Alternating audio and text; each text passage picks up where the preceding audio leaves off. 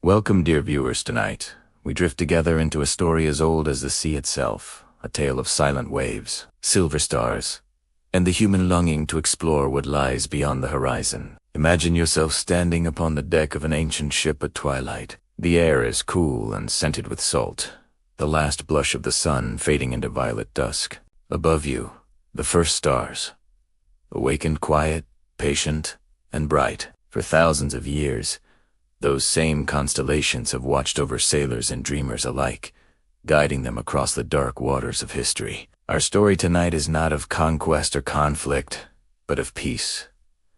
A gentle voyage through time. We will follow the ancient navigators who once looked upward, long before compasses or maps, and found their way by the heavens alone. Under vast skies, they charted courses, guided by faith, by courage, and by the soft shimmer of the constellations. You'll hear of the stargazers of Mesopotamia, the Polynesian voyagers, gliding beneath a quilt of southern stars, the Norse sailors steering north by the pole star, and the scholars who wrote the music of the heavens in ink and wonder. Each one left behind not only discoveries, but serenity.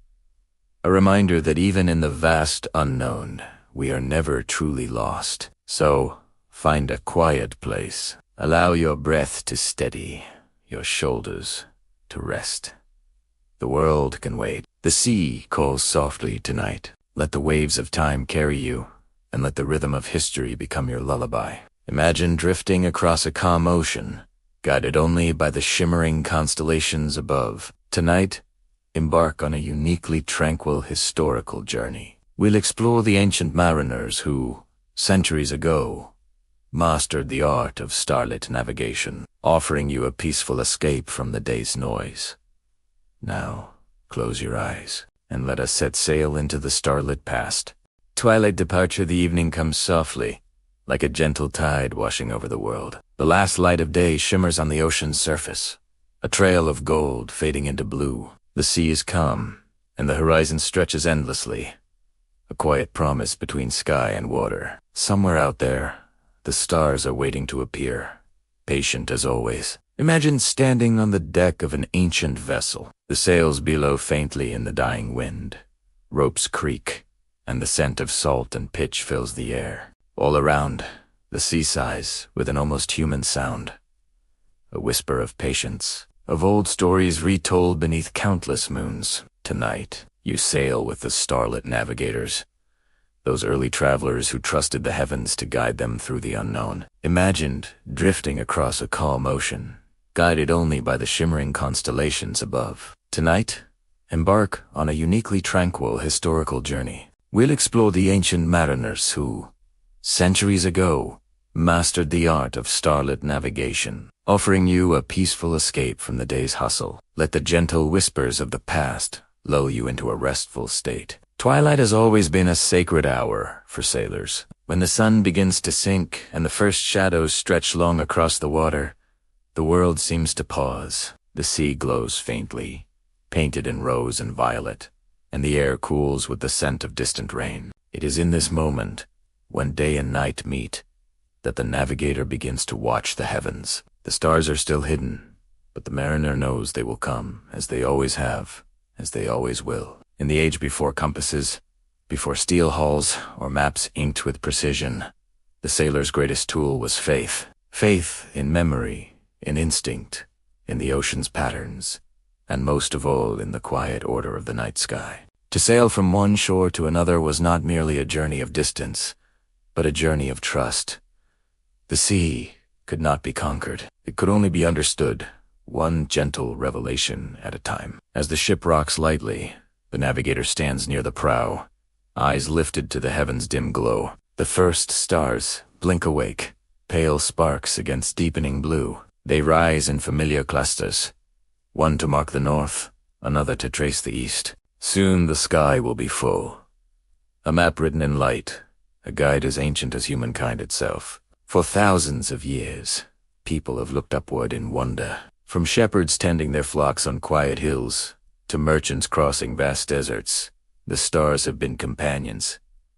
Constant, faithful, eternal. But at sea, under a sky unbroken by mountains or smoke, the stars shine with a clarity few have ever seen. Two ancient sailors.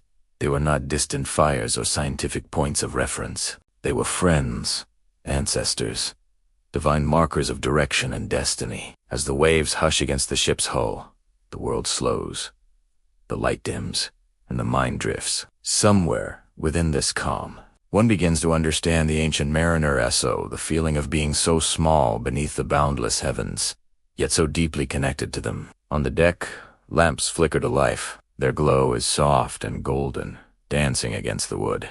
Sailors move quietly, adjusting ropes, coiling lines, and checking knots, their motions smooth from years of rhythm. Every creak of the mast and flap of the sail becomes part of a lullaby that has soothed travelers for millennia. The sea and sky merge into one endless dome, a perfect mirror of tranquility. The ocean's surface reflects the deepening night, so still it seems the stars might fall and float upon the waves. It is here, in this suspended calm, that the story of starlit navigation begins. Long before science named constellations and telescopes traced orbits, the people of the world understood one simple truth, that the sky holds direction. Somewhere within those glittering lights lies the path home. Every civilization found its own way of reading the heavens. In ancient Mesopotamia, astronomer priests charted the stars as divine symbols. In Egypt, the rising of Sirius heralded the flooding of the Nile, a rhythm so perfect it defined the calendar. But for those who lived by the sea, the stars were more than omens.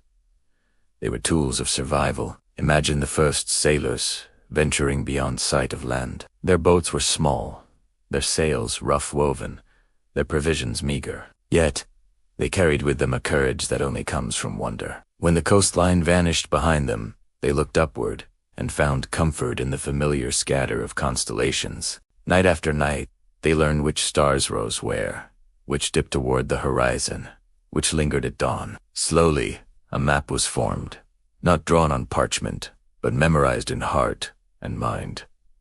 The ocean became a vast mirror for the heavens. Each ripple reflected a fragment of eternity. The navigator's task was not to measure the world, but to listen to it, to sense how stars shifted as the ship moved, to feel how wind and waves spoke together in patterns. It was a skill passed quietly from generation to generation, a whisper of knowledge shared beneath moonlight. Now, as the stars brighten above your imagined vessel, you can almost feel that timeless connection. The sea stretches, infinite and dark, yet it does not threaten. It soothes. The night air is cool, the sails full, the ship steady. You are part of something vast, ancient, and calm, a rhythm older than memory itself. The mariners who once stood where you stand knew both fear and peace. They faced storms, unseen lands, and endless horizons. Yet, each night, when the stars appeared, they felt a deep assurance that they were never truly lost. Above them burned the same constellations seen by every traveler before and after, proof that the universe itself was guiding them onward. In time, as the ship glides farther from shore, even the faintest lights of land fade away. Only the glow of the stars remains, scattered like grains of salt across an infinite sky. The navigator takes a breath and begins to mark their rise, counting, watching, whispering names that have been spoken for thousands of years. The crew grows quiet, lulled by the rhythm of the waves. The night deepens. This is the sacred hour of departure, when the world is both awake and dreaming. Every voyage begins like this, not with fanfare, but with stillness. The sea opens its arms, the stars reveal their path, and the ship begins its slow, steady passage through the great silence of creation. In the soft dark, your thoughts drift easily. You can almost hear the heartbeat of the ocean beneath the planks. The wind hums through the rigging, the sea sighs beneath the hull, and the stars gleam brighter now, hundreds of them, then thousands, each one a promise, a point of guidance, a lantern hung in the sky. The mariner lowers his eyes from the heavens and smiles faintly. The course is set not upon any map, but within the quiet faith that the stars will keep their word. As the ship slips farther into the dark, the horizon vanishes. The world becomes one, water, air, and light, all blending into a single calm expanse. The first chapter of every voyage is the same, the moment of release, of letting go of the familiar shore and surrendering to the vast unknown. Yet in that surrender lies peace. The sea murmurs softly, the stars shimmer gently, and the night unfolds with endless patience. This is where the ancient mariners began, with trust, with stillness, with wonder. And now, as you drift with them beneath the awakening sky, the story of the Starlit Navigators begins anew. Let the ocean cradle your thoughts, and the stars keep watch above. The voyage is young, the night eternal, and the sea forever calm. The ocean before compasses, before iron needles, learned to point north. Before sailors traced their roots in ink, the open sea was a living riddle. The waves themselves were the pages of a vast unwritten book, and each voyage was an act of faith in memory, patience, and the eternal rhythm of nature. To the ancient mariner, the ocean was both companion and teacher, unpredictable, yet strangely kind to those who learned to listen. When a crew set sail in those far-off days, they left behind not only the solid earth, but every familiar certainty. Villages faded into haze, the voices of friends softened to silence, and soon the only sound was water breathing against the hull. Yet amid that solitude, there was comfort. The sea carried its own language, the hiss of foam, the sigh of wind, the low heartbeat of the tide. To those who lived by it, these sounds were as guiding as any compass. In the absence of metal needles and measured lines, direction came from subtler signs. The sun's slow arc told of east and west. The moon's pale climb revealed the time of night. Even clouds gave counsel, their shapes hinting at hidden winds. The sailor's craft was not built on tools, but on attention. The art of seeing, feeling, and remembering. Each voyage began long before the ship left port. It began in the stories told by elders beside quiet fires, in the whispered recollection of which star rose above which island, of how the sea smelled before a change of current. They see no land, no lighthouse, only the shimmering belt of the heavens. Somewhere among those glimmering points lies the direction of home. They know it not by measure, but by familiarity. As one recognizes a friend's voice in a crowd, the stars are old companions. Their positions shift with the seasons, yet their patterns endure. In their permanence, the sailor finds his courage. During the day, the sun ruled the voyage. Its path across the sky marked the hours. Its warmth told of latitude. By watching the length of shadows, or the height of the sun at noon, navigators could sense how far north or south they had traveled. It was not exact knowledge, but intuitive wisdom. A conversation with light. And when evening came, when the world cooled and the first stars emerged, that conversation deepened into something sacred. Every civilization found its own way to read the ocean's face. Along the coasts of the Mediterranean, Phoenician traders studied the color of water to judge depth. In the Indian Ocean, Arab sailors followed the steady monsoon winds, learning the rhythm of seasons so precisely that entire empires of trade rose and fell with their timing. Far to the east, Polynesian voyagers read the swells like sentences, each wave a syllable in the poetry of direction. The sea, in all its moods, became a vast classroom, and humanity its lifelong student. There was, in those early voyages, a particular silence. Not the fearful silence of being lost, but the contemplative stillness of trust. A small crew beneath an immense sky felt both fragile and infinite. When storms gathered, they reefed their sails and waited. When calm returned, they moved again with gratitude.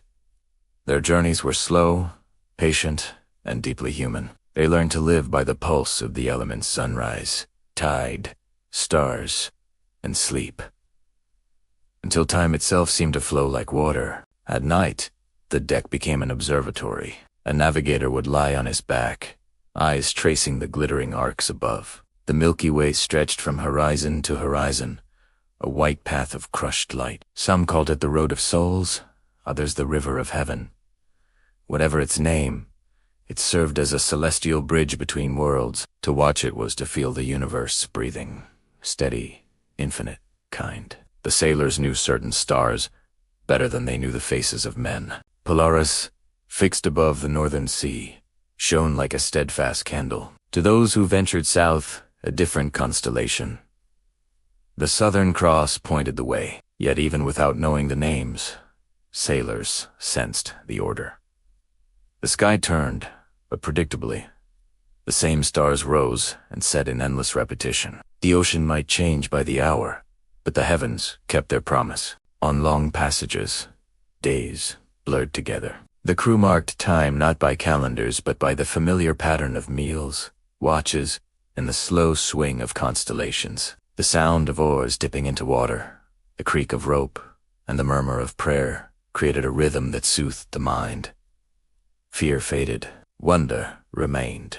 Out there, beneath that endless roof of stars, a man could feel the vastness of creation and still find his small place within it. From this patient observation grew the earliest star maps. They were not drawn on parchment, but carried in memory. Constellations linked to directions, to winds, to seasons. The sky became a living chart that needed no ink. The navigator's task was to remember which star rose above which landmark, which cluster marked the turning of winter to spring. Each voyage reinforced the map. Each successful return added another verse to the great song of navigation, passed through generations. Sometimes, when clouds hid the heavens, the sea itself offered clues.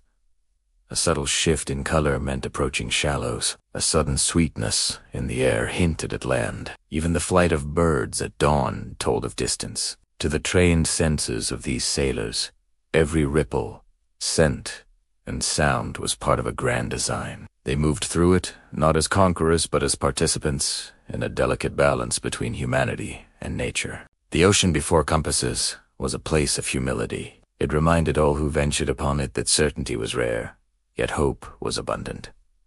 Each dawn renewed the promise of guidance. Each night reaffirmed the quiet friendship between the traveler and the stars. In that partnership lay the essence of early navigation, not control, but communion. As centuries passed, legends grew around those who mastered this communion. Tales were told of sailors who could feel the direction of their homeland in their bones, of captains who steered by the taste of wind, of elders who taught the constellations to children using shells and sand. These stories carried more than history. They carried reverence. For to know the sea without instruments was to know oneself patient, adaptable, and at peace with uncertainty. Now picture that ancient vessel again, floating upon a dark, gentle swell. The crew sleeps, save for one watcher who stands alone at the bow. The stars drift overhead, mirrored perfectly in the still water below. Between them, the sailor feels suspended. Neither sky nor sea, but somewhere in between. He senses that if he were to reach out, his fingertips might brush eternity. This is the moment when all journeys, real or imagined, are born, in stillness, under stars, guided by nothing more than wonder. And so, the night deepens. The ship drifts onward, trusting the quiet wisdom of the heavens. There are no compasses here, no charts to unfold, only the steady pulse of waves and the ancient certainty that the same stars will rise again tomorrow. The ocean, vast and patient, carries them forward, as it has carried every dreamer since time began. Rest in that thought, that long before technology, humanity found its way by listening, by watching, by believing in the gentle logic of the world. The sea hums, the sky gleams, and the old knowledge endures, soft as starlight, sure as dawn. The first star maps, before the compass, before parchment charts, before even the whisper of longitude or latitude. There was only the night sky, immense, mysterious, and endlessly patient. It watched as humanity grew, from wanderers to sailors, from storytellers to and slowly, very slowly, people began to realize that the heavens were not chaos, but a quiet design, a map that never faded, a pattern that returned faithfully each night. The first maps were not drawn by hands, but by wonder. In the ancient lands of Mesopotamia, where two rivers wound through fertile plains, priests climbed tall ziggurats to watch the rising stars. The air was warm, thick with the scent of clay and oil lamps. From those towering platforms, they saw constellations gliding across the velvet sky like divine scribes. To them, these stars were not distant suns, but living messengers, celestial voices marking time and destiny. They carved the earliest records into wet clay tablets, small symbols describing the motion of Venus, the appearance of Orion, the timing of eclipses. Their work was both science and prayer, a merging of curiosity and reverence. Each night, as the cities below fell silent, the watchers continued their vigil. They saw how the heavens moved with purpose, how the stars rose and set in dependable rhythm. From this rhythm grew the concept of order of days, months, seasons. The stars became keepers of memory, guiding farmers when to plant and sailors when to voyage. In their eternal circles, people saw the reflection of their own fragile lives, given meaning by the great repeating sky. Further west, along the green banks of the Nile, Egyptian priests studied the heavens with the same devotion they offered their gods. To them, the sky was the body of Nut, the celestial mother arching protectively over the earth. Each night, she swallowed the sun, and each dawn, she gave it birth again. The bright star Sirius, they called it Sopdit's rose, just before the annual flooding of the Nile, announcing life and renewal. That simple observation became sacred knowledge, linking heaven and earth in one harmonious cycle. Temples were aligned with stars. Tombs were built to mirror constellations. Even the pyramids themselves, massive and silent, echoed the geometry of the heavens, an earthly map of the eternal order above. Imagine standing there thousands of years ago, beside the slow, moonlit Nile. The water glows like silver glass. Fishermen's boats drift quietly by, their lanterns bobbing like grounded stars. Above them, the same constellations gleam that sailors once followed across unknown seas. The stars reflected in the Nile's surface seemed to form a bridge, a path between heaven and earth. For the ancient Egyptians, that bridge was real. The root of the soul, the journey of kings, into the afterlife. And for sailors of later centuries, that same bridge became a map of return, a way to find home in the vast dark. Far to the north and west, Greek philosophers watched the heavens with both awe and reasoning. They saw not gods, but geometry, not divine beings, but celestial spheres moving in elegant harmony. Yet even as they measured and theorized, they never lost the poetry. To them, constellations were stories frozen in light. Orion the hunter, Cassiopeia, the proud queen, Ursa Major, the great bear, circling the pole. These tales preserved memory and meaning, ensuring no sailor or farmer ever forgot which stars marked the seasons or guided the way. The sky became both a myth and a manual, one part legend, one part compass. In a quiet courtyard, perhaps in Athens or on some small island of the Aegean, an old mariner once taught a young apprentice by tracing the constellations in sand. "This one," he said, drawing a simple arc, "rises where the east wind lives. Follow it, and you'll find Crete." Then another, "And this cluster here, these are the Pleiades. When they vanish from the sky, it's time to bring the boats ashore, for the storms are coming." The apprentice would watch, memorizing the shapes, repeating the names softly so they became part of his thoughts. In this way, long before writing reached every sailor, knowledge passed mouth to mouth, heart to heart, star to star. It is soothing to think that every culture, however distant, looked at the same heavens and found connection. The Babylonians saw divine order. The Egyptians saw sacred renewal. The Greeks saw beauty and logic. And though they gave the constellations different names, all recognized that the sky was a kind of mirror, reflecting the dreams and fears of humanity across time. Even now, when we look up, we inherit that same quiet awe, the same unspoken understanding that these lights have guided lives since before history began. In those early ages, when ships hugged the coastline and few dared to cross open seas, the stars offered both courage and comfort. Sailors might not have understood the physics of the heavens, but they felt their constancy. On nights when storms brewed and clouds hid the sky, they prayed not for clearer weather, but for the stars to return, for the familiar pattern of lights to reassure them that the world was still in order. In the rhythm of the constellations, they found peace. As generations passed, the watching grew more precise. Observers noted how certain stars rose at the same time each year, how others marked changes of season. Slowly, the heavens became a calendar, and from that calendar grew navigation. A Babylonian tablet recorded the path of the moon. An Egyptian priest marked the rising of Sirius with careful ink. A Greek scholar traced the turning of the heavens upon bronze instruments, and though they did not yet sail by these measures, the seed of star mapping was planted, a seed that would later blossom into the grand voyages of discovery. There is a kind of holiness in that shared learning. Imagine the patience of those first astronomers standing through countless nights, their eyes watering from cold or sand, yet refusing to turn away. For them, the act of watching the stars was both devotion and survival. Each point of light became a friend, a keeper of secrets, a witness to time itself. They charted with reverence, not ambition. They sought not conquest, but understanding. Even today, under the hum of modern cities, the same constellations wait above us, unchanged, undiminished. If you stand by a quiet sea and look up, you are looking into the same map that guided shepherds across deserts and mariners across oceans. The lines of connection between stars are ancient stories written for no one and everyone. They belong to the whole world, and they whisper the same invitation they gave to those early watchers. Look closer. Remember.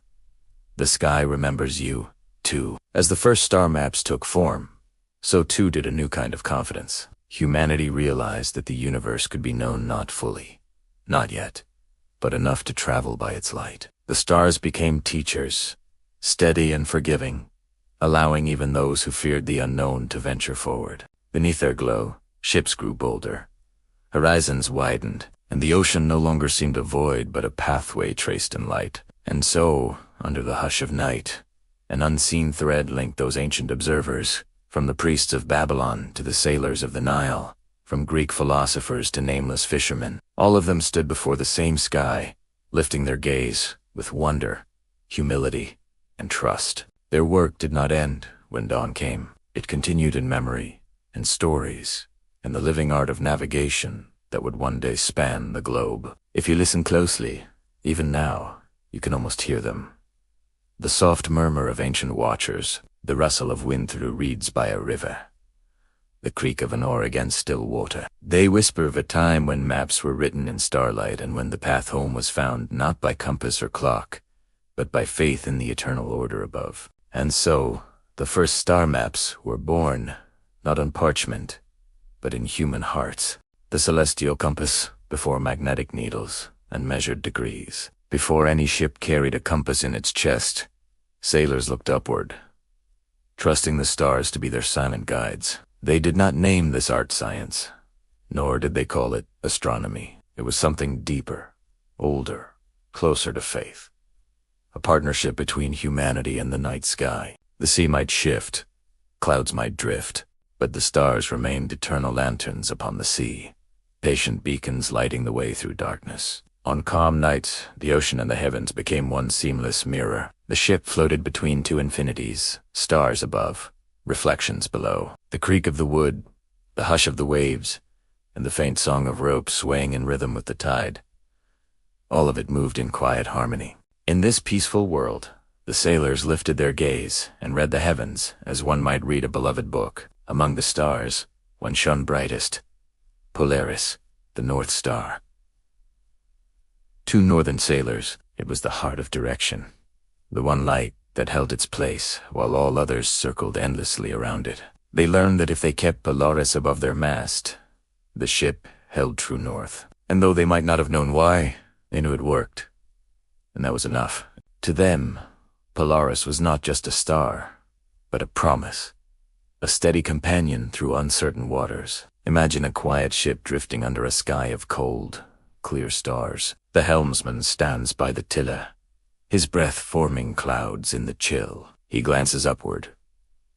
There, above the bow, the North Star gleams steady and small, fixed like a pin in the dark velvet. Around it, the constellations turn slowly, an endless waltz that marks the passage of hours and seasons. To that helmsman each pattern tells a story. Ursa Major, the great bear whose long tail points to the guiding light. Cassiopeia, the queen on her silver throne, and the faint curve of Draco winding through the northern sky. These were his companions, his compass, his comfort. Far to the south, under skies where Polaris fades below the horizon, sailors learned to follow a different light, the Southern Cross. Its 4 brilliant stars stood like a celestial window, marking the axis of the southern heavens. Polynesian voyagers, South Asian traders, and later European explorers all came to know this cross of fire. In the calm tropic nights, it glimmered above the palm-fringed horizon, steady as a blessing. To find it was to find direction, a quiet assurance that one was never truly lost. Between these poles stretched the full canopy of constellations Orion. With his jeweled belt, his faithful dog Sirius shining at his side, the Pleiades cluster a delicate cloud of light that sailors watched for changing seasons. The gentle arc of the Milky Way, a luminous river flowing across the heavens. Each had a role, a meaning, a rhythm. Sailors did not see them as distant spheres of gas, but as signs, living, breathing companions, who spoke a language older than words. Somewhere in the Aegean or along the shores of Phoenicia, an ancient captain stood at the edge of his deck, eyes narrowed toward the stars. He knew which constellation would rise at midsummer, which would vanish with the winter rains. He knew that when Orion climbed high, the storms of the north were near. His ship, built of cedar and bound with rope, carried not only cargo but trust. Trust that the sky would never betray him. His crew might change, the winds might turn, but the stars were faithful. As generations passed, this Starlit knowledge grew more refined. Sailors began to mark not just direction but distance. They noted how high certain stars rose above the horizon, and from this angle, they could sense how far north or south they had traveled. It was not exact, not mathematical, but it was enough to cross open seas. They measured with their eyes, their instincts, and their hearts, and always, the stars confirmed what their senses whispered. Picture the quiet ritual of night watch aboard a medieval vessel. The sea's calm, the sails billow softly, and lanterns glow with a dim golden light. Most of the crew sleeps below, lulled by the gentle sway of the ship. On deck, one sailor stands alone. His hand rests on the wooden rail, worn smooth by countless journeys. He hums softly to himself. Not a song, but a kind of prayer. Above him, Orion keeps watch, his belt pointing eastward. The sailor breathes in the salt air, glances at the stars, and feels a peace that words cannot hold. He knows, deep in his bones, that this same sky has guided men home for centuries. For those who sailed before compasses, the stars were more than instruments. They were stories made visible. Each culture gave them names and meanings that reflected their world. To the Greeks, Orion was a hunter. To the Polynesians, he was a fisherman's hook. To the Arabs, he was a line of pearls strung across the sky. Yet across all these traditions, the stars shared a single purpose: to light the way, to keep travelers safe, to remind them that the world, though vast, was bound together under the same celestial roof. There is a gentle poetry in this universality. On one side of the earth, a Viking gazed at Polaris through a curtain of mist. On another, a Pacific navigator watched the Southern Cross shimmer over coral seas. Both men, separated by continents and cultures, felt the same awe, the same quiet certainty that they were guided by forces older than time. Though they could not see each other, their journeys were linked by starlight, by a cosmic compass shared across all humankind. Sometimes, during long voyages, sailors spoke of the stars as if they were alive. They said the stars listened, that they remembered. They said a man who sailed well and respected the sea might be welcomed by the heavens, that when he died, his spirit would rise and take its place among the constellations. Perhaps it was only legend, but in that legend lived comfort. To die beneath the stars was to return to them, to join the eternal circle of those who had sailed before. And so the celestial compass was never carved or forged. It was learned through silence, through observation, through years of patience under the wide and open sky. Each sailor who stood beneath those lights carried within him a piece of ancient wisdom. That guidance can come from beauty, that order can be found in mystery, and that the universe itself seems to lean toward kindness when we listen. The ship rocks softly, the night deepens, and the stars burn steady. Their positions have not changed in 1,000 years. They do not hurry, they do not fade. They wait, gentle and eternal, for the next traveler who dares to look up and trust them. Somewhere in that vastness, in the meeting of sea and sky, lies a truth as old as the first voyage. that we are never truly lost as long as we remember to look for light. The stars have no voice, yet they speak. They have no hands, yet they guide. And in their quiet, endless patience, they remind us of something enduring, that the world may shift and the winds may wander, but above it all, there is always direction, clear, constant, and kind. The Polynesian pathfinders far across the deep Pacific, where the horizon stretches like an endless ribbon of blue, there lived people who read the ocean the way others read the sky. Long before compasses and charts reached their islands, the Polynesian navigators had already mastered the grandest sea on earth, a realm so vast that even the stars seemed to bow before its silence. They sailed not by instruments, but by memory, instinct, and a kind of poetry written in starlight and wave. Imagine a night in that wide ocean world. The air is soft and warm, scented faintly with salt and rain. A great double-hulled canoe glides across the dark water, its sails catching the breath of the trade winds. The only sounds are the whisper of the sea and the rhythmic creak of the lashings that bind the vessel together. Overhead, the heavens blaze with thousands of stars, bright and close, as though one could reach up and touch them. Beneath those stars, a navigator stands bare feet on the smooth wooden deck, eyes half closed, listening. He listens not to voices, but to movement. The sigh of waves, the pulse of swells beneath the hull, the distant cry of a bird. In these subtle signs, he reads direction. The Polynesian voyagers were not merely sailors. They were wayfinders, readers of a living ocean. They memorized the sky as a map, the waves as a compass, the winds as companions. From their islands, Tahiti, Samoa, Hawaii, Aotearoa, they crossed thousands of miles of open water guided only by natural cues. To them, the world was not divided by seas, but connected by them. Every island was a star, and every journey a line drawn between them. The heart of their navigation lay in what is known today as the star compass. It was not a physical tool, but a memory palace. A mental image of the sky as dome divided into rising and setting points of specific stars. A master navigator could recall where each star appeared on the horizon, the order in which they rose, and how they shifted with the seasons. When a certain star aligned with the prow of the canoe, he knew the direction. When another faded, he knew the night's journey was ending. The stars were his teachers, his friends.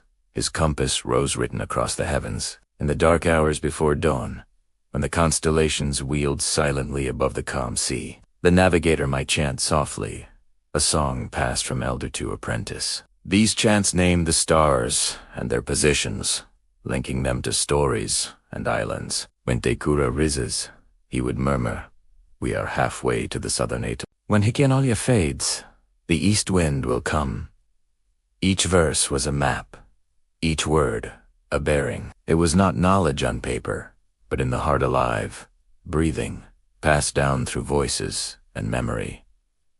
The sea itself was also a teacher. The wayfinders could read swells, those vast, slow waves that roll across entire oceans, invisible to most eyes. Each swell came from a certain direction and carried the signature of the wind that birthed it. Even when clouds hid the stars, the navigator could feel the swells through the soles of his feet. He could sense when a distant island lay ahead, for the swells would reflect and bend around it, changing rhythm. The canoe would speak through the water, and he would answer by turning the rudder slightly, adjusting course by instinct more than thought. Birds, too, were guides. The sight of a frigate bird circling high above meant land within range. The flight of terns at dusk revealed where they would roost by night. Even clouds carried clues. A faint green glow in the undersides meant they reflected the light of a lagoon below. To the wayfinder, every sign in nature was part of a conversation. The ocean's language, spoken softly but clearly, to those who knew how to listen. Their voyages were not made in haste. Some lasted weeks, oters, months. Crews traveled with calm courage, trusting their navigator as they trusted the stars. They brought with them coconuts, taro roots, breadfruit, and gourds of fresh water, stored carefully in woven baskets. They slept under sails that glowed faintly in starlight, waking to the same endless horizon every morning, blue upon blue, sea upon sky. And yet, they were never lost. The navigator always knew where home was, even if home lay beyond the curve of the world. Imagine the serenity of those nights, the quiet hum of the ocean, the rhythmic breathing of the crew, the soft flap of sails as the canoe glided through the dark. Above, the Milky Way stretched like a luminous river. The stars seemed to drift in slow procession, their reflections trembling across the waves. Somewhere between those lights and the gentle motion of the sea, the human spirit found peace. For in the vastness of that world, the wayfinder did not feel small. He felt connected. There was wisdom in that connection, a harmony between people and nature that modern minds often forget. The Polynesians did not conquer the sea. They befriended it. They did not command the stars. They listened to them. Their journeys were acts of trust. Trust in the rhythms of creation. Trust that the same forces guiding the stars also guided their hearts. When at last an island appeared on the horizon, often just a faint shadow rising from the silver dawn, the crew would give thanks. The navigator would smile quietly, perhaps touch the water in gratitude. The chants would change then, from songs of travel to songs of arrival, of reunion with land and kin. Palms would sway on the shore, fires would flicker to life, and voices would rise in celebration. And somewhere in the soft light of morning, the stars that guided them would fade gently, their work done for the night. Even today, the legacy of those voyagers lives on. Modern wayfinders in Polynesia have revived the ancient art, sailing traditional canoes across the Pacific without instruments, guided only by the old methods. Their journeys are not acts of nostalgia, but of remembrance, a way to keep alive the dialogue between sky and sea, past and present. The stars that shone for their ancestors still shine for them, and for all who gaze upward in quiet wonder. There is something profoundly peaceful in knowing that across centuries, through storms and silence, the stars have kept their promise. They still rise from the ocean's edge, still trace their ancient paths across the night. And somewhere out there, perhaps in a small canoe drifting under moonlight, a navigator still listens to the wind, to the waves, to the music of the sea. Close your eyes for a moment and imagine yourself there. The ocean rocks you gently. The stars shimmer above, countless and kind. The air tastes of salt and night. You are not lost. You are simply between worlds, suspended between earth and sky, between history and dream. In this stillness, the lessons of the Polynesian pathfinders remain: patience, harmony, and trust. The stars do not speak, yet they guide. The sea does not write, yet it remembers. And the voyager, ancient or modern, drifts peacefully onward, not toward conquests or discovery, but toward understanding. The world, vast as it is, has always had a way of leading us home.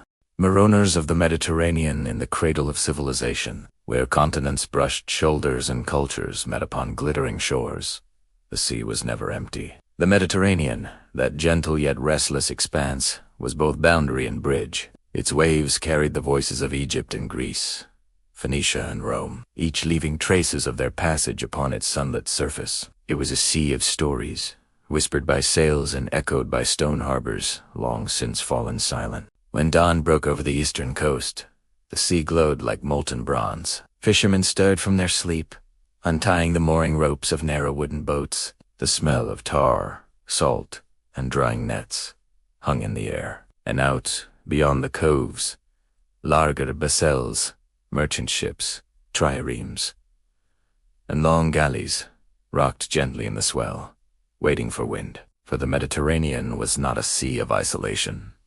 It was a sea of meeting. Every voyage upon it was a thread in the vast tapestry of ancient life. Long before compasses, Mediterranean mariners learned to steer by patterns of light and shadow. They watched the stars, though here the heavens were sometimes softer than in the wide oceans. The North Star, steady and sure, became their anchor in the sky. The rising of Sirius marked the summer, when heat shimmered off the water and sails drooped in the still air. Orion guided winter travelers, his belt pointing to safer routes when storms rolled from the west. To navigate was to remember the seasons, the winds, and the tailies that clung to each constellation like a blessing. By night, they looked upward. By day, they read the color of the water. Mariners knew that the sea near Cyprus glowed greener, that the waters off Crete were dark and deep, that near Sicily the current turned soft and golden, the smell of the air faintly resinous from the forests of the Peloponnese,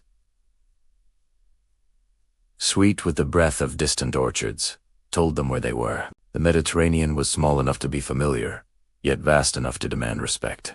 The Phoenicians were among the first to understand its secret rhythms. From the ports of Tyre and Sidon, they sent out slender ships of cedar wood, sails dyed with the same royal purple they sold across the world. Their sailors followed the stars westward, to Cyprus, Malta, Sardinia, even beyond the Pillars of Hercules, where the Atlantic began. They mapped the sea not with ink, but with experience, each journey etched into memory, passed from father to son. The Phoenician way was quiet mastery. No boasting, no rush, only patience and trust in the sea's steady logic. Greek sailors, too, learned to love and fear this sea. Their small round ships, with single masts and bright eyes painted on their prows, seemed almost alive. They believed those eyes could see danger rocks beneath the waves, or the glimmer of hostile shores. When they set sail, they carried offerings. A little oil poured into the sea for Poseidon, a garland hung from the mast for safe return. At night, they sang softly to keep rhythm as they rowed, the voices echoing faintly across the dark water. Their songs were prayers disguised as melodies, songs that kept fear at bay.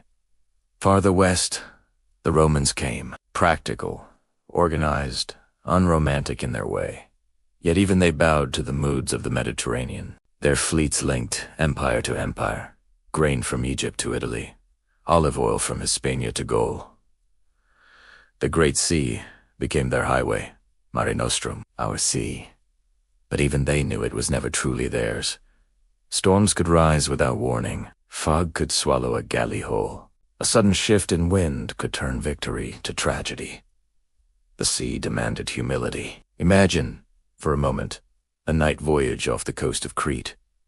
The sky is heavy with stars, the kind that shimmer like dust upon black glass. A merchant vessel drifts under sail, carrying amphorae filled with wine and honey. The captain, wrapped in a wool cloak, stands at the stern. He studies the sky, the faint glow of the North Star, the arc of the Great Bear, and adjusts the rudder by instinct. The waves lap softly against the hull, and the faint scent of olive oil mingles with the salt air. The crew speaks in murmurs, ornat atol, for in the stillness, every sound, every creak of wood, every whisper of wind becomes sacred. To sail the Mediterranean was not only to travel, it was to participate in an unending dialogue between land and sea. The mariner carried not just goods but ideas, languages, art, beliefs. A potter's technique from Rhodes might appear in a Carthaginian workshop. A myth told by Egyptian priests might resurface as a Greek poem. Each wave carried memory, each tide, exchange. The Mediterranean was the first great teacher of cultural harmony, showing how difference could float together, how boundaries could dissolve into conversation. When storms came, they came quickly. Dark clouds rolling from the west, lightning flickering across the horizon, the air thick with the smell of rain and fear. Mariners would strike their sails and trust their gods. "Peace, Poseidon," they would whisper, clutching amulets of bronze or shell. "Peace, peace." And sometimes, as the wind howled and the sea boiled, they would glimpse the phosphorescent trails of dolphins leaping in the storm, glowing like spirits. In that moment, even terror turned beautiful. The sea never stopped being alive. When calm returned, the mariners would light small lamps at the stern, their flames trembling in the night air. From afar, a line of ships might look like a constellation drifting across the water.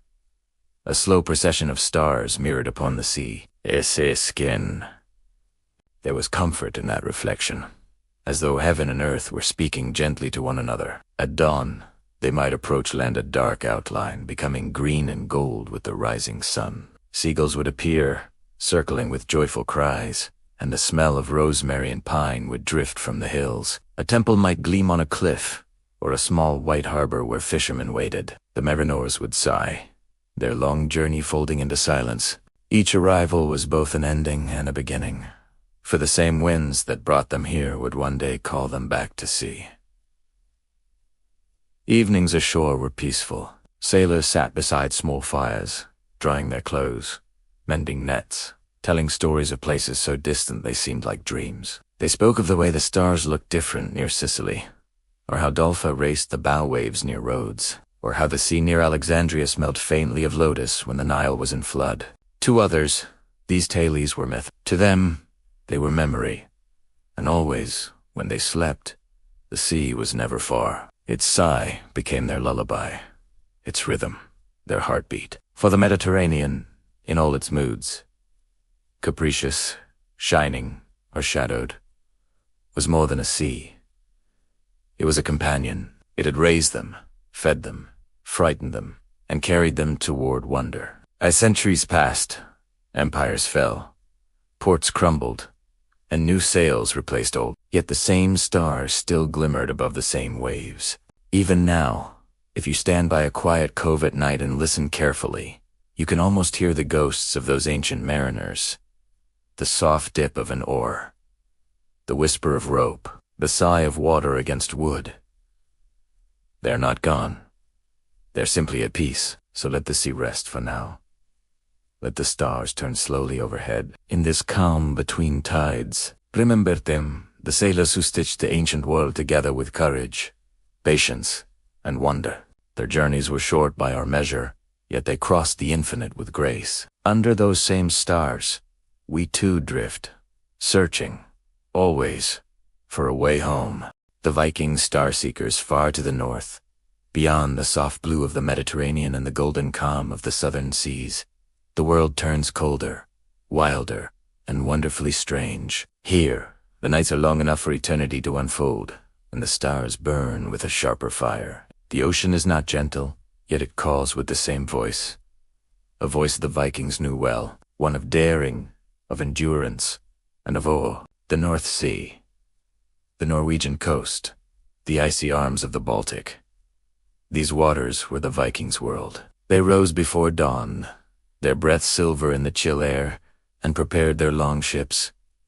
Narrow, strong, carved with the heads of dragons or serpents that seemed ready to leap into the mist. Their oars were polished from years of use, their sails woven of wool, dyed blood red, or deep ochre, colors that stood out, even in fog. But for all their strength, these mariners were not merely raiders or warriors.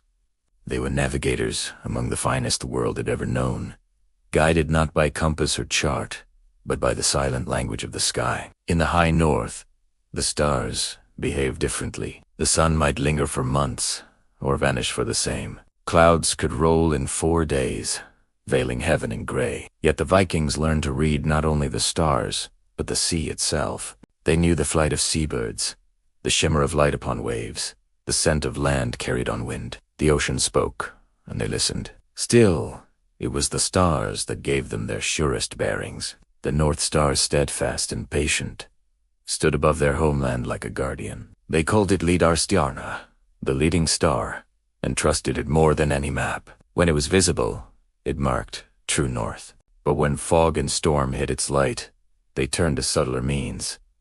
The magic of sunstones. The legend of the Viking sunstone lingers even now. It was no jewel, no ornament. It was a crystal clear, luminous, able to reveal the position of the sun even through thick clouds or twilight haze. Some say it was Iceland spar, a transparent stone that could split light into twin beams, showing the hidden path of the sun. A sailor would hold it high, turn it slowly, and watch for the faintest glow. The invisible light of day caught within its heart. From this, he could find direction, even when heaven seemed lost. Imagine the scene.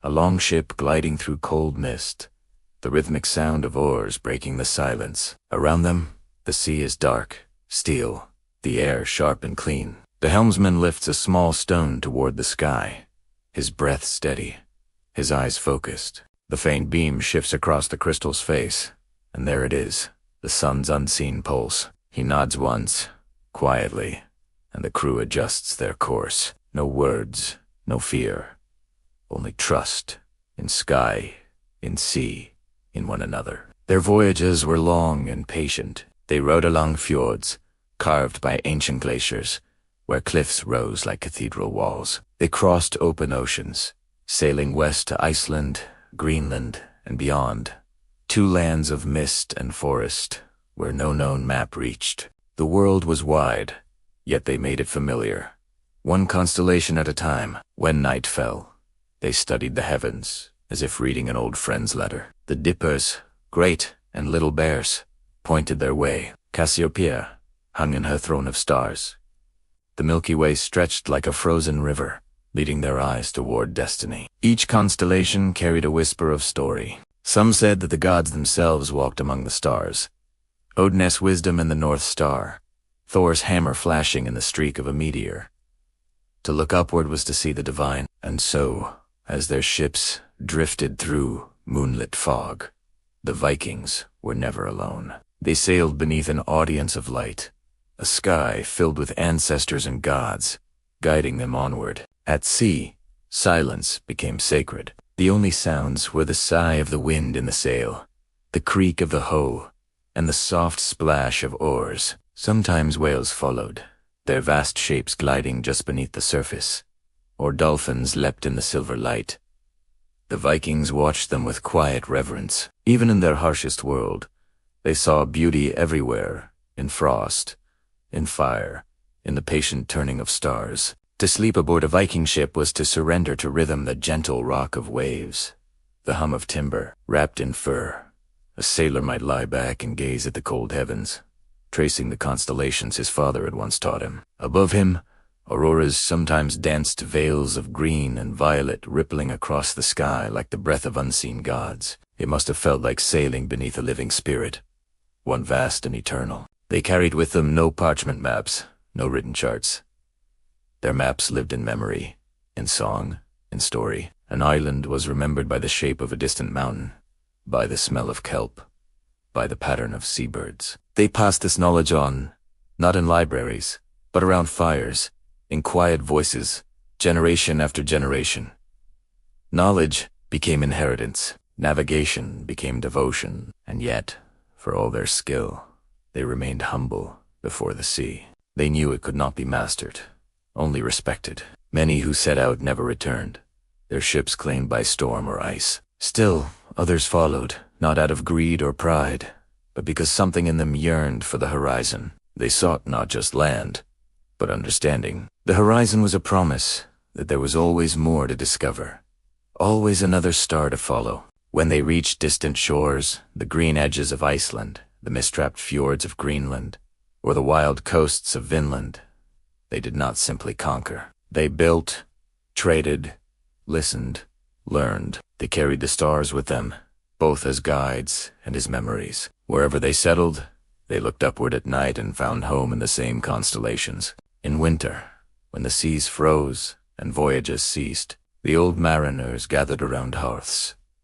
telling tales of faraway lands. The fire crackled like the sea, and sparks drifted up the chimney like tiny stars. They spoke of the time they saw whales glowing beneath moonlight, of sunsets that painted the sea in colors too strange for words, of the guiding light that never failed, the star that stood watch over all.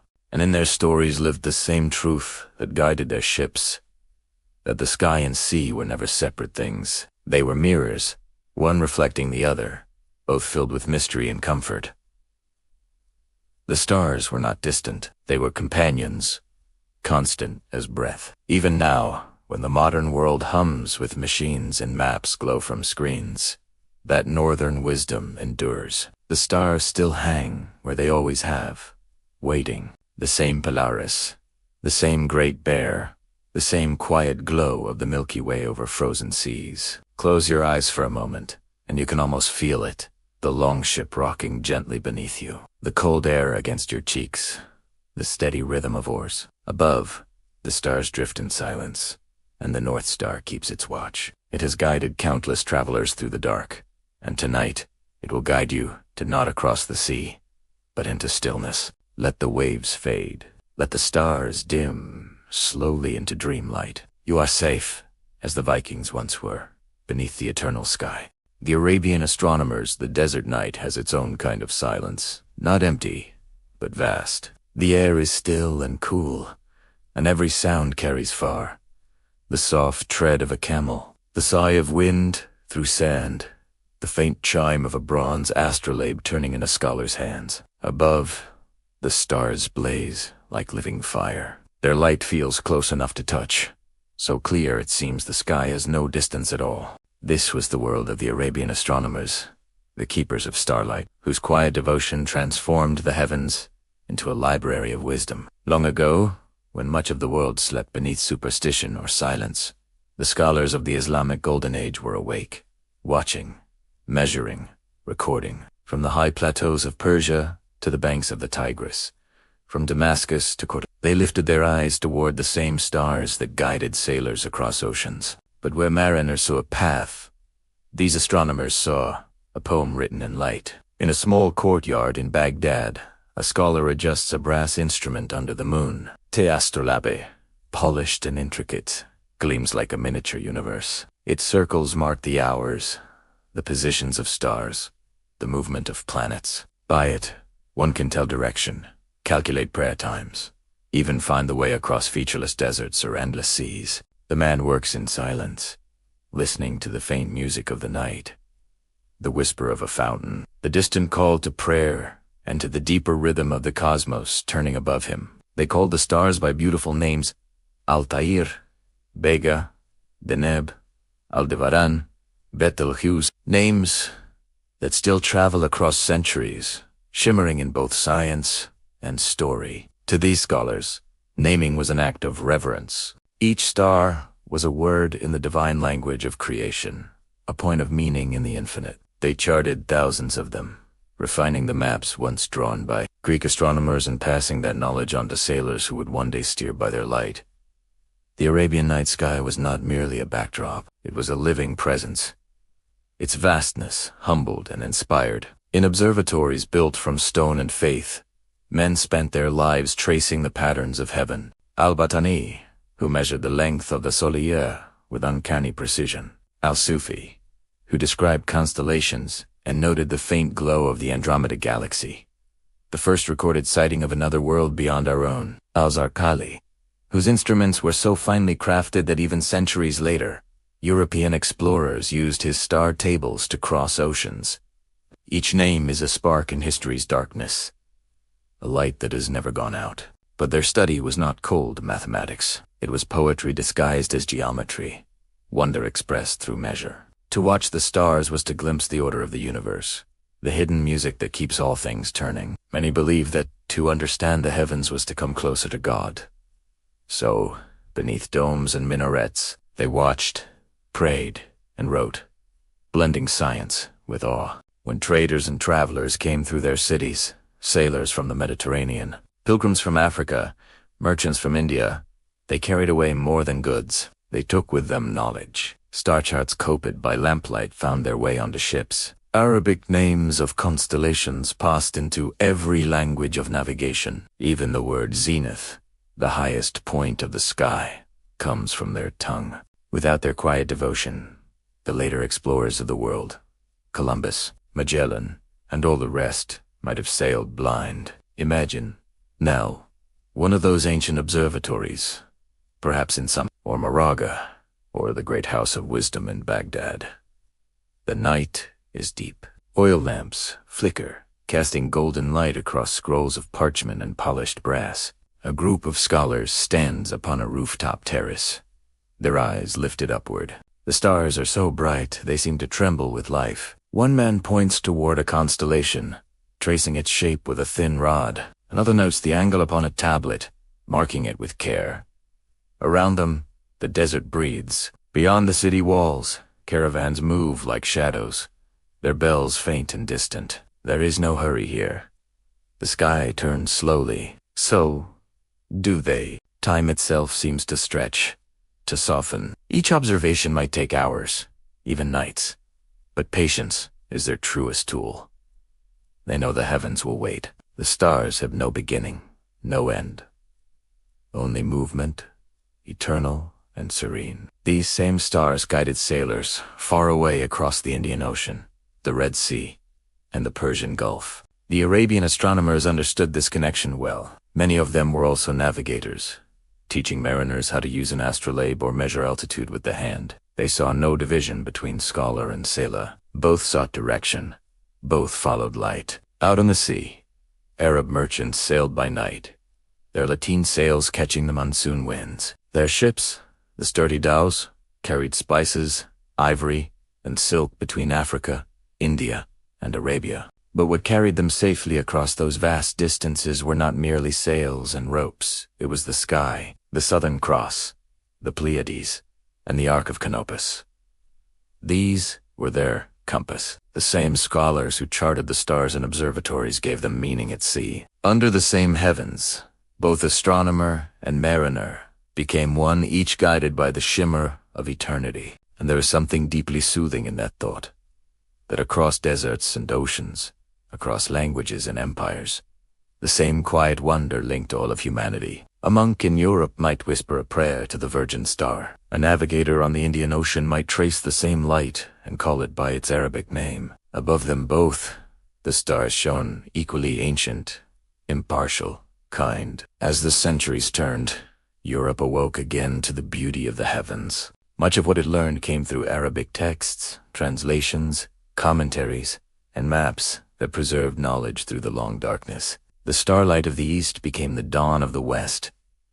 But for those who first watched from the desert's edge, it was never about conquest or control. It was about peace, the peace that comes from knowing one's place in the vastness. To study the stars was to accept the humility of existence, to feel awe without fear. The astronomers knew they were small, yet they also knew they were part of something infinite. So when you imagine them now, bent over astrolabes beneath a sky ablaze with constellations, think of them not as distant scholars, but as quiet dreamers. Men who, by measuring light, found serenity. Perhaps, in their stillness, they felt what you may feel now.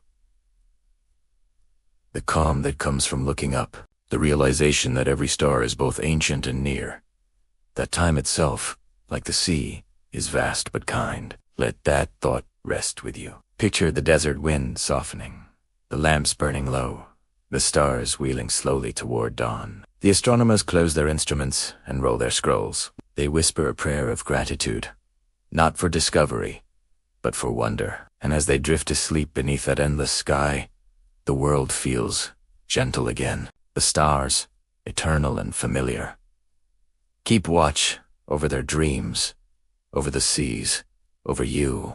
The medieval mariners. By the time the Middle Ages unfurled across Europe, the world had grown quieter, or perhaps simply slower. The roar of ancient empires had softened into the murmur of smaller kingdoms and monastic bells. Yet the sea, timeless and eternal, still called to those who listened. Its rhythm spoke the same ancient language of distance and return, of courage and patience. And beneath the same canopy of stars that had once guided Phoenicians and Vikings alike, the medieval mariners began their own humble voyages into the vast unknown. In the quiet harbors of the 12th century, the evening air smelled of pitch and salt. Lanterns flickered along wooden piers, their flames trembling in the breeze that whispered from the open sea. Monks walked among the sailors, their robes brushing against coiled ropes and barrels of dried fish. Blessings were murmured. Prayers whispered to the Virgin Star. Stay Amadis, the guiding light of all, who ventured into the deep. May she watch over us, they said, as she watched over the Christ child. And so, faith and navigation intertwined beneath the same sky. The ships were different now, stouter, broader, built for cargo as much as courage. Their sails caught the wind like monastery tapestries, great squares of linen that glowed pale, golden sunlight or ghostly white under moonlight. Each vessel bore a painted cross upon its hull, a symbol of protection more spiritual than strategic. The mariners believed in signs, the call of gulls, the shape of clouds, the gleam of the evening star at dusk. For them, every element of creation carried meaning, every current a whisper from heaven. When night descended, the world grew very still. The wind softened, the waves settled, and the sea became a black mirror reflecting the stars. Aboard the ship, the crew moved with quiet familiarity, checking ropes, adjusting sails, tending the small lanterns that swayed gently on hooks. The light from these lamps spread across the deck like golden mist, illuminating faces weary but content. There was peace in the rhythm of their work, a serenity in knowing that, though surrounded by darkness, they were never truly lost. The stars above were steady companions, and their faith burned brighter still. At sea, time lost its urgency. Days and nights folded together like pages in a slow-turning book. Mariners learned to live by pattern, by the sun's arc, by the moon, Esisilberthai, by the wheeling of constellations overhead. The North Star still held its place, the same ancient sentinel that had watched over every voyage since memory began. To see it glimmer through the masts was to feel both guidance and grace. It was not merely a point of direction, but a promise that home, though unseen, still existed. Monks along the coasts kept records of the stars too. In scriptoria, lit by candlelight, they copied ancient texts from Greece and Arabia, preserving knowledge that might otherwise have vanished into time. Their quills moved slowly, dipping into ink as dark as midnight, tracing constellations on parchment. Uxa Major, Orion, Cassiopeia. These charts were not for scholars alone. They were gifts to sailors, offered freely, so that no one who sought the sea would travel without the light of wisdom. In monasteries, near ports like Venice, Lisbon, and Marseille, maps and prayers lay side by side, equally sacred. There was a softness to medieval navigation, a sense of humility before the unknown. Mariners prayed before departing, but they also sang. The songs were low and steady, chants to mark the rowing hymns, to keep fear away. Their voices rose and fell with the swell of the waves, blending with the sea's own song. It was as if faith itself became wind, carrying them forward. Sometimes, when the journey stretched too long and the horizon refused to change, the captain would gather his men at dusk. Together they would watch the first stars appear. One by one, the heavens would open faint lights shimmering into being until the whole sky blazed. In that moment, even the roughest sailor fell silent. They would speak softly of saints and sailors past, of Jonah and his whale, of Noah's dove, of Christ calming the storm. The sea, after all, was full of scripture. Every wave told a story. Imagine such a night, a ship adrift in the open sea, its lanterns glowing like small planets in the darkness. The men lie upon the deck, wrapped in cloaks' eyes.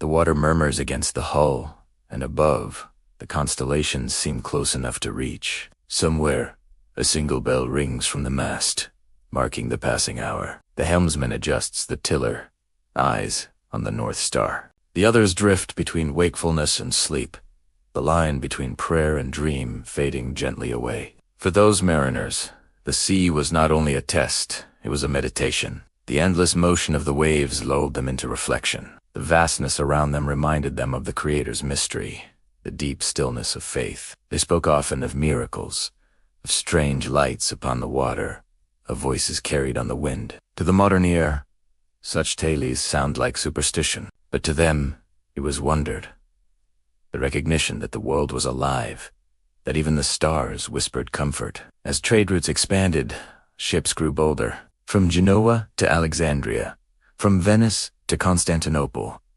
mariners sailed along coasts lined with the echoes of history. Each port welcomed them with new scents: cinnamon, myrrh, olive, and tar, and new tongues. The sea was their church, the horizon their altar, and though storms sometimes took lives, they believed those souls rose to the heavens, joining the stars they had followed.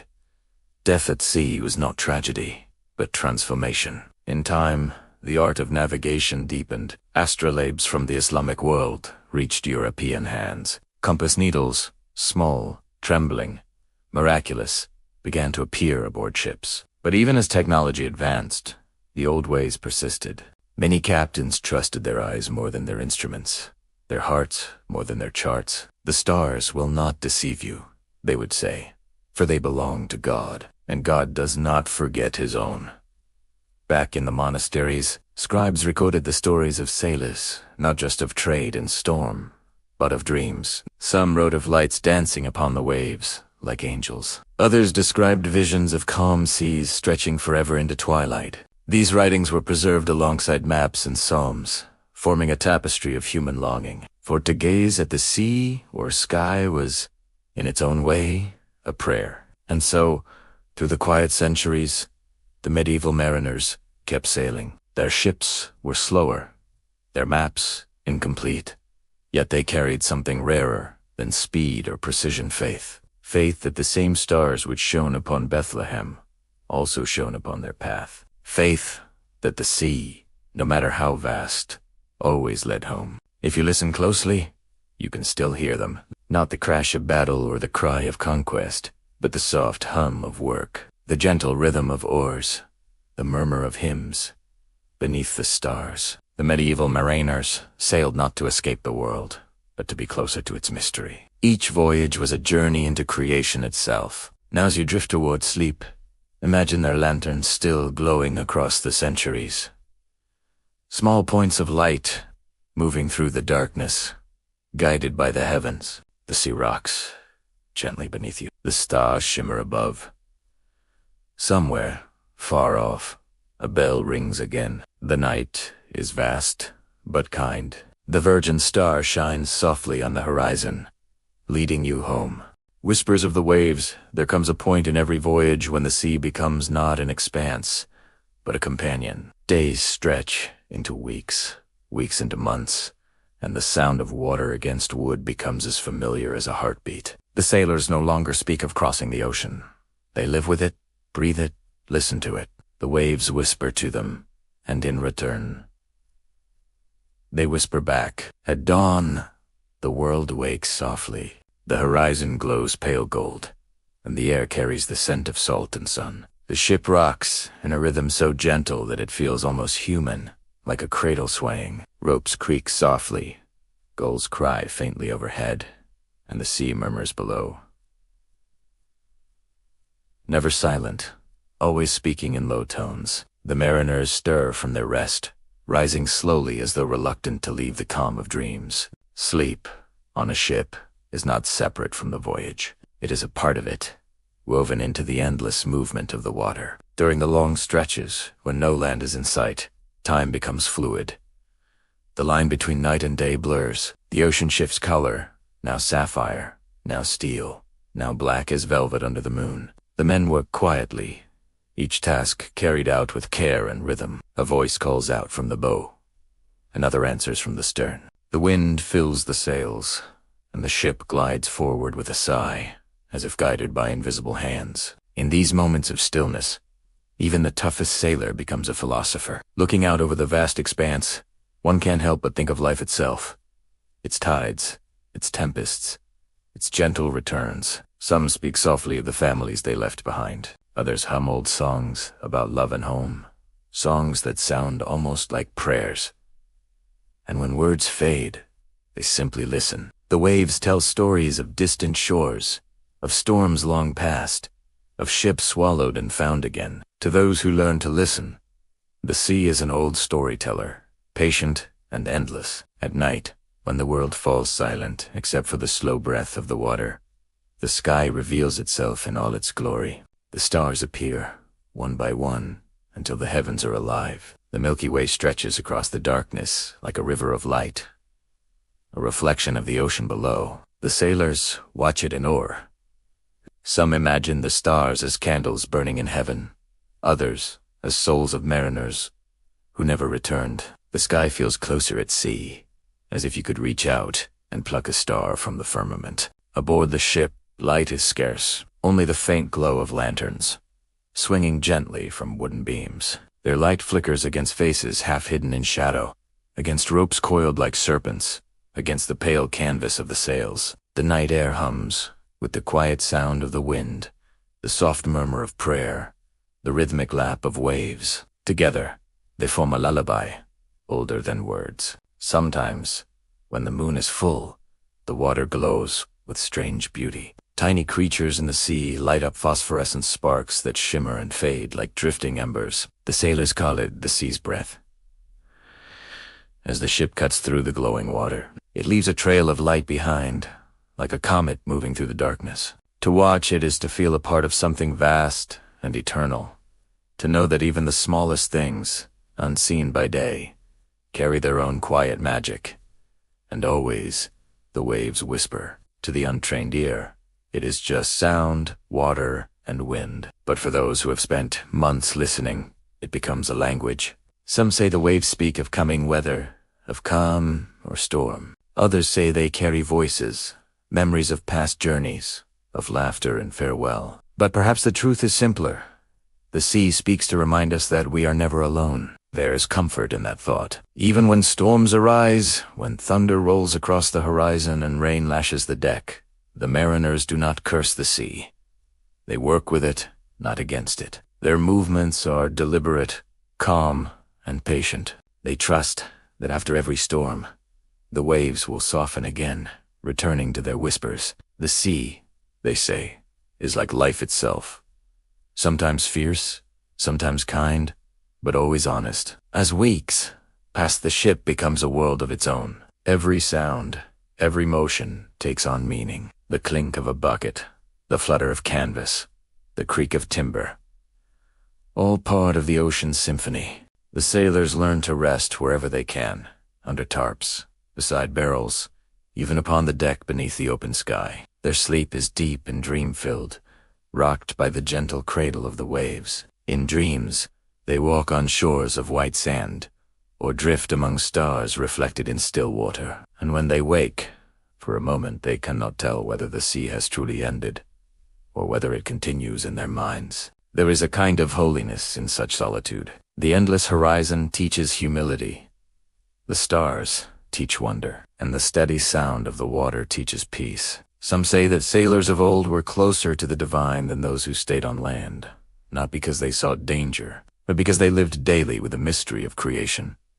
Each sunrise felt like a gift. Each calm night was a benediction. In quiet hours, the captain sometimes writes in his journal, the sound of quills scratching against paper mingling with the murmuring sea. His words are simple, observations of stars, notes of wind, small reflections. Yet between the lines, a deeper truth shines through a recognition that human hands are fragile things, and that the universe, though vast, is full of kindness. There are no clocks here, no noise of cities, no hurry, only the slow passage of time, the drift of clouds, the music of the deep. The mariners eat, work, sleep, and dream in rhythm with the water. Their thoughts grow slower, gentler. The sea, in its patient wisdom, teaches them to listen, not just to sound, but to silence. When you listen closely, you may hear it too. That soft, eternal murmur. The ocean does not rush. It breathes. It hums.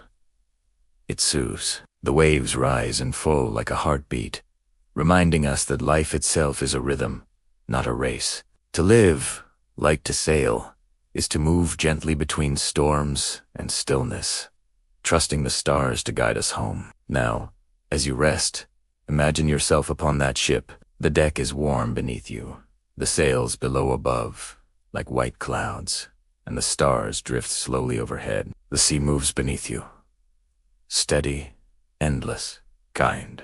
Each wave whispers a story, soft and low, until your thoughts quiet, and your breath begins to follow the rhythm of the tide. The ship rocks. The lanterns flicker. The stars shimmer. The waves keep whispering, and somewhere, in that timeless murmur, sleep finds you, gentle as the sea itself. Distant shores, morning breaks gently across the water. After months of endless blue, a faint line appears on the horizon, soft and uncertain at first, like a dream taking shape. The sailors rub their eyes, unsure if it is real or merely the play of light and longing. But the air carries a new scent, damp earth, leaves, and something sweet. The unmistakable breath of land. The distant shore is not a mirage. It is the promise of arrival. No bells ring, no horns sound. The discovery comes in silence. The ship glides forward on calm waters, sails heavy with dew, as gulls circle above in widening arcs. Their cries echo across the still morning, bright and sharp against the quiet sea. One by one, the crew gathers at the rail, eyes shining with wonder. Some smile softly, others bow their heads. Each man feels the same, deep, quiet. The feeling of reaching something sacred after a long pilgrimage beneath the stars. Landfall, for the ancient mariner, was not merely a destination. It was a miracle. They had crossed the living wilderness of the sea, guided only by faith, patience, and the memory of constellations. To see land rise from the horizon was to witness the earth being reborn. Hills glow green beneath the morning sun. Rivers wind like silver threads through mist. Palm trees, or pines, or olive groves, depending on where fate has led them, sway in the breeze as if waving in greeting. The ship anchors in a quiet bay. The water here is shallow and clear, showing the sandy bottom below. The sailors lower their oars into the stillness and row the last stretch toward the unknown shore. The wood creaks, the sea sighs, and the world seems to hold its breath. When the first oar touches the sand, there is no shout of triumph, only a deep silence filled with gratitude. They have made it. Against all odds, they have followed the stars to this distant place. The first moments ashore are almost dreamlike. The men step onto solid ground with trembling legs, as if the earth itself moves beneath them. They kneel, pressing their hands into the sand or soil, feeling its cool texture. Some kiss it. Others simply stand and breathe, letting the scent of flowers and greenery fill their lungs. The wind here feels different, heavier, warmer, carrying the whispers of trees and birds. For a moment, they listen in reverent stillness, as though hearing the voice of the land itself. Around them, the new world unfolds in quiet beauty. Perhaps they've reached a lush Pacific island, where coconut palms lean toward the sea and bright birds flash through the canopy. Or perhaps it is a stony Mediterranean shore, where fig trees grow among ruins and the air smells of time. Or maybe it is the rugged coastline of the north, where mist rolls over the fjords and seabirds cry from cliffs of black stone. Whatever the landscape, the feeling is the same, that of rediscovery, of finding a forgotten corner of the world. Exploration begins not with conquest, but with curiosity. The sailors move slowly, as guests would, in a sacred hall. They touch leaves, pick up shells, watch small creatures scuttle across the sand. Every sight and sound seems magnified, as if the senses have been sharpened by months of listening to nothing but wind and water. Even the rustle of trees feels like music. The earth hums beneath their feet, and they realize how deeply they have missed its solid rhythm. Before long, they meet others, people who live upon this land.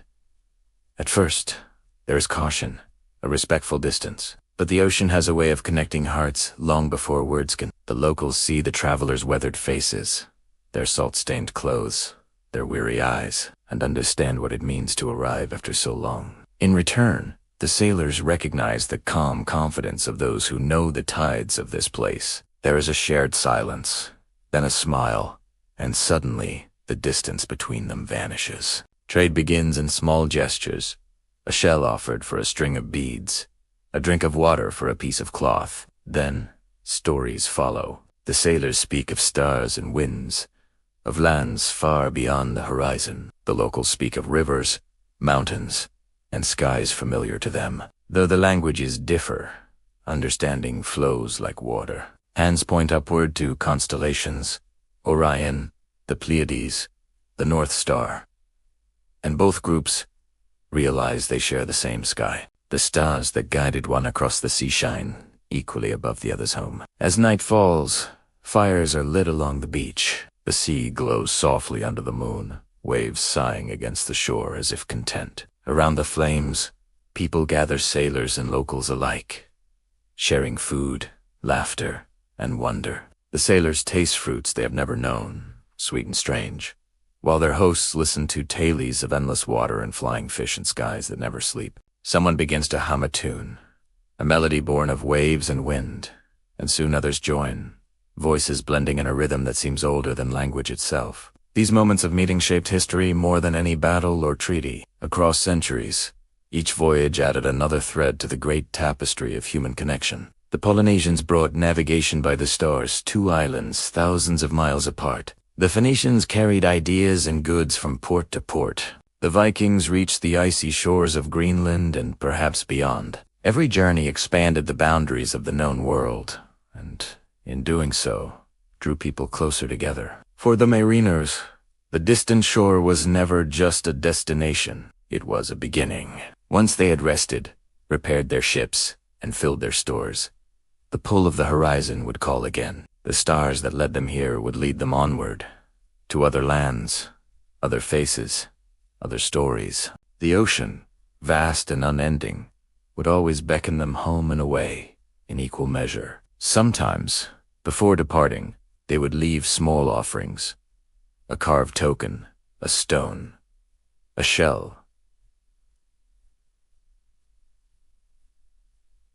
to thank the spirits of the place. They would stand one last time upon the sand, gazing at the sea now turned gold by the rising sun, and feel both joy and sorrow. Joy for what they had found, sorrow for what they must leave. Such is the life of a wanderer, to belong to every shore, and to none. Back aboard the ship, as the sails unfurl and the coastline fades, the mariners carry more than goods and maps. They carry memories of warm fires, kind faces, and the laughter of strangers who became friends. And in the quiet hours of the night, when they once again steer by the stars, they think of those distant shores, glowing softly in their minds, like lanterns across the dark water. The sea takes them away, but it also connects them. Each shore they reach, each constellation they follow, reminds them that the world is one vast yet familiar, divided by oceans, but united beneath the same stars. The sailors understand something that land-dwellers often forget, that every voyage, no matter how far, begins and ends under the same sky. And so they sail on. The stars rise, steady and faithful. The waves murmur. The air smells once more of salt and promise. Somewhere behind them, fires burn low on a sleeping shore. Ahead, only the endless blue awaits, calling them forward, as it always has. Close your eyes, now, and imagine standing on that quiet beach. Feel the soft sand under your feet. Hear the slow whisper of the tide. The ship is waiting just offshore, its lanterns glimmering like small stars of their own. The air is cool, the world hushed. You take one last look at the dark horizon, then lift your gaze to the sky. The constellations shimmer above, ancient and kind. They have guided countless souls across endless seas, and tonight, they will guide you gently into dreams. The legacy of the stars that once guided ancient sailors, still shine above us, unchanged, eternal. They burn in the same distant silence that watched over Phoenician traders, Polynesian voyagers, Viking explorers, and medieval mariners alike. Though the world below has transformed, cities rising where forests stood, maps replacing myths, the night sky remains the same celestial dome that once lit the way across dark waters. And in those stars lives a quiet legacy. One not of conquest or power, but of wonder, curiosity, and connection. When humankind first learned to look upward, it did not find chaos, but order. Patterns emerged among the scattered lights. Stories took shape, and through them, meaning flowed. The ancients believed the heavens were a mirror of the world below, that each star was a point of guidance, a sign from gods or spirits. But even beyond belief, there was something universal, a sense that the stars were companions. They spoke to anyone willing to listen, whispering of direction, time, and purpose. As centuries passed, those whispers became the foundation of navigation and discovery. The great voyages of the past were built not merely upon courage, but upon trust in the stars to keep their promise, to rise and set where they always had. For thousands of years, long before compasses and charts, people placed their faith in the slow turning of constellations. Each sailor who lifted his gaze at night joined an ancient lineage, linking the living to those who came before. Even as civilizations changed, the reverence for the sky endured. In the temples of Babylon, priests charted the movement of stars upon clay tablets, recording their rhythms with sacred precision. In Alexandria, scholars watched the heavens from marble courtyards, measuring shadows and predicting seasons. In the deserts of Arabia, astronomers mapped constellations so meticulously that their knowledge would one day shape the science of Europe. From island canoes to royal observatories, all shared the same devotion. The belief that to understand the stars was to understand our place within creation. The medieval world, though often shrouded in darkness and superstition, was still illuminated by this light. Monks in stone monasteries copied star maps by candlelight, preserving ancient wisdom through patient labor. Sailors whispered prayers to Stella Maris, the Virgin Star, before setting out on long voyages. To them, the heavens were not distant or indifferent. They were alive with meaning. A spark above Polaris might mark a change in wind. The tilt of Orion's belt might foretell the hour of dawn. Each constellation became both compass and comfort. Even as navigation advanced with the invention of astrolabes, magnetic compasses, and charts, the stars never lost their hold on human imagination. Mariners still looked upward for reassurance. Even when instruments lay ready in their hands, the stars, after all, were more than tools. They were reminders of continuity, of faith across generations. The same star that once guided a Phoenician merchant across the Mediterranean might, centuries later, guide a Portuguese explorer toward the New World. The heavens wove all journeys together, and in time, the lessons learned upon the sea became lessons for the land. The precision of star maps inspired geometry. The study of planetary motion gave birth to astronomy and physics. What began as survival became science. The quiet art of navigation grew into the great discipline of exploration. From the decks of wooden ships to the domes of observatories, humankind carried forward the same flame, the desire to know what lies beyond the horizon.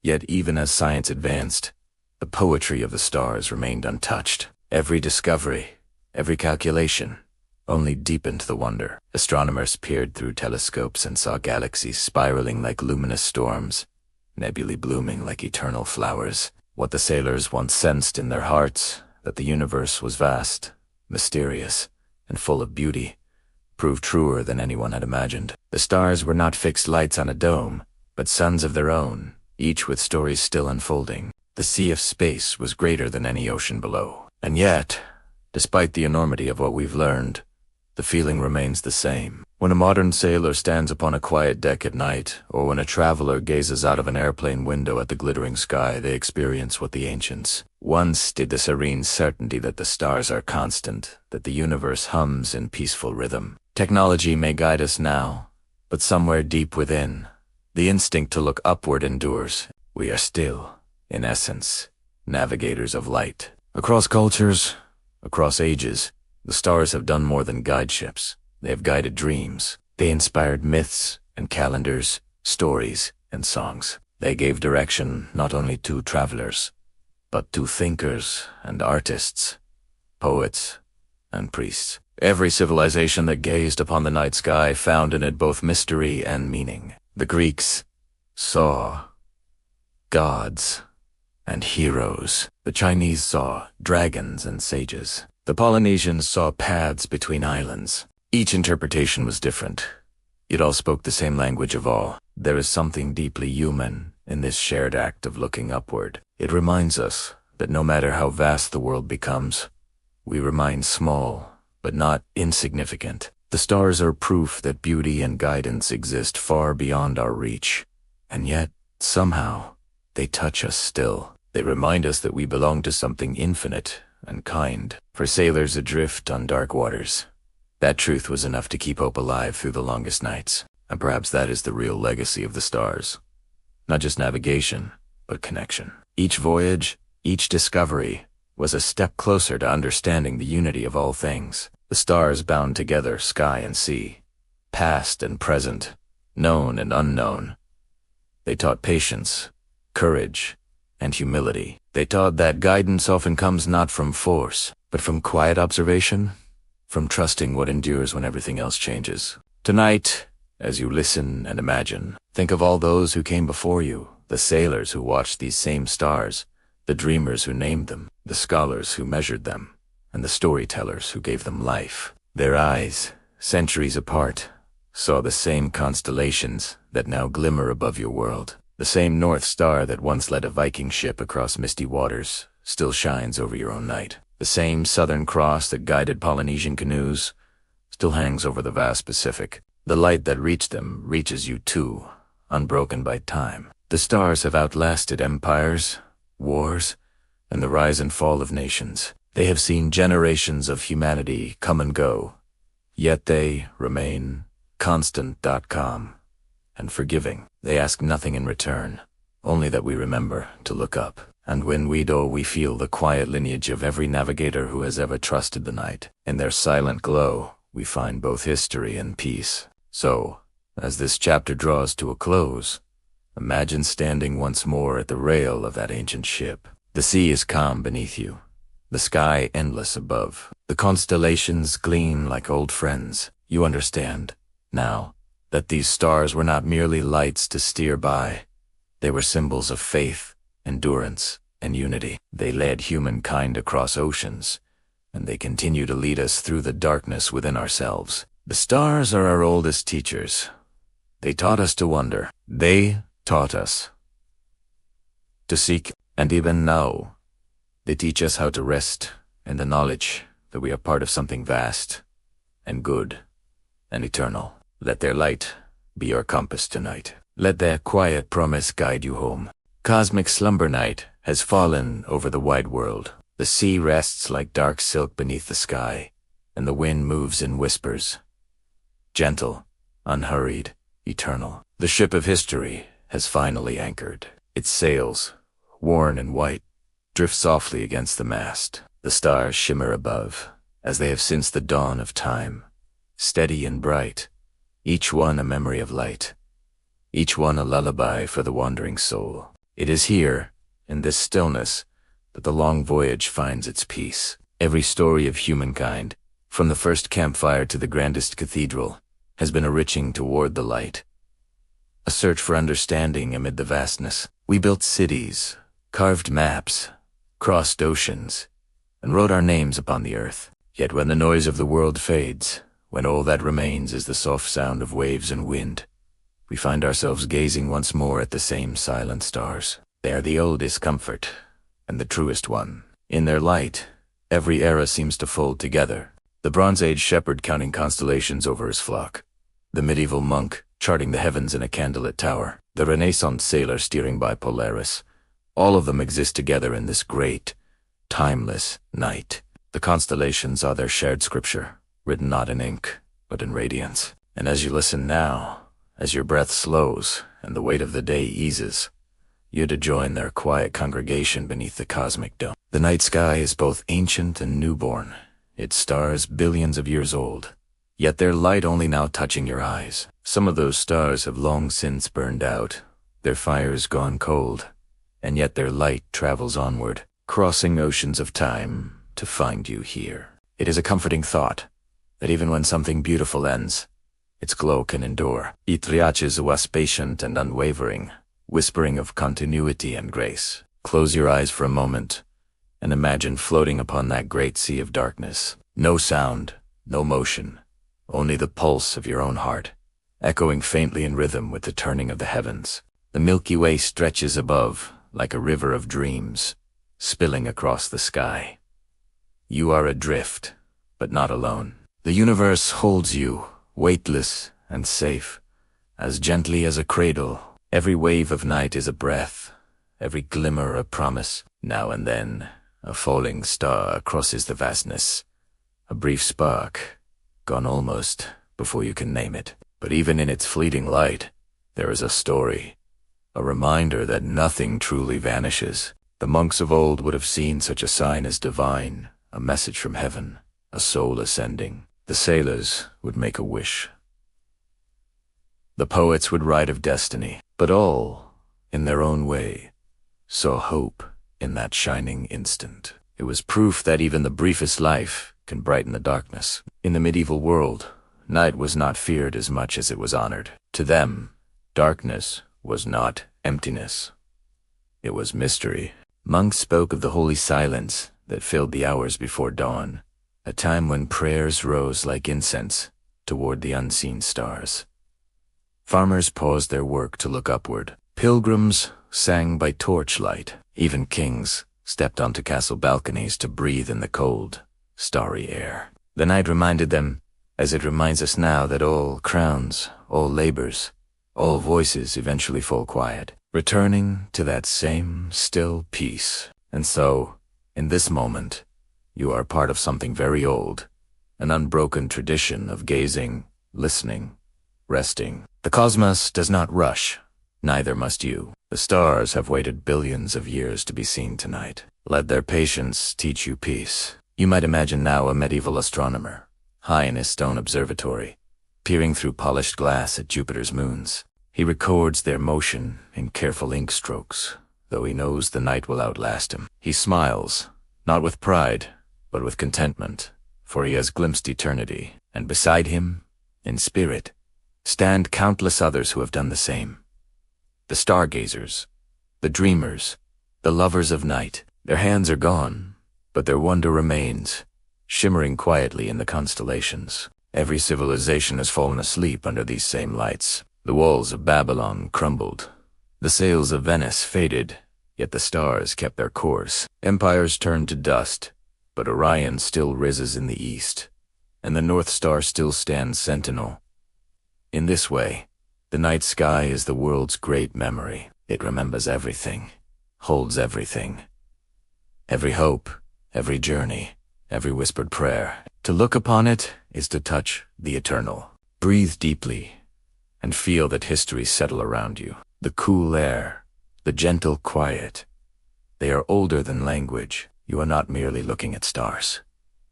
You are looking at time itself. Each point of light is a letter in the story of creation, a story written not for one people or one age, but for all who have ever longed for peace. And now, as sleep draws near, imagine that the constellations begin to move, not in haste, but with the slow grace of drifting clouds. Orion lowers his bow. Cassiopeia tilts her crown. The Great Bear turns toward the horizon. One by one, they fold themselves into the fabric of night, like actors leaving the stage after a long, noble play. The curtain of darkness closes softly behind them, and the universe exhales. Your mind, too, begins to rest. The thoughts of the day grow distant, their edges blurred like islands fading into mist. The ship you have traveled upon, through ages and empires, through temples and monasteries, through deserts and oceans, now drifts gently into still waters. Its lanterns dim, its sails rest. The last watchman lowers his hood and leans against the mast, his eyes on the stars. He does not fear the dark. He trusts it. He knows it is only another kind of light. In the hush between heartbeats, the cosmos seems to hum a low, endless tone that vibrates through everything that ever was or will be. The ancients called it the music of the spheres. It is the sound of balance, of peace, of belonging. You are a note within that symphony, quiet, essential, eternal. Tonight, you do not need to seek or strive. The journey is complete. The seas have carried you home. The world, vast and ancient, continues to turn, watched over by the same gentle stars that guided every soul before you. Their light falls softly upon your eyelids, upon your breath, upon your dreams. Rest. Traveler, you are part of the endless story now. The story written not in ink, but in starlight. Let the constellations cradle you. Let the night carry you beyond thought, beyond time, into the calm heart of the universe. The stars are watching, and they remember you.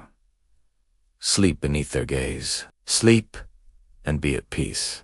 Beneath the same stars, the voyage is complete. The sea lies still, and the stars glow softly above, as if keeping one last watch over the sleeping world. You have journeyed through time, from the first dreamers who mapped the heavens to the mariners who crossed endless oceans guided by their steady light. Across centuries and civilizations, you have walked beside them all, and now you, too, rest beneath the same eternal sky. The constellations turn slowly, patient as breath. Somewhere far away, a ship's lantern flickers. The sound of the waves fades into silence. The stars above, Pleiades, Vega, Ceres, continue their gentle watch, unchanging. They ask nothing, promise everything, peace, stillness, and belonging. Remember, these same stars once guided the hands of kings and wanderers, poets and pilgrims, all seeking their way home. Tonight, they guide you not across seas, but into dreams.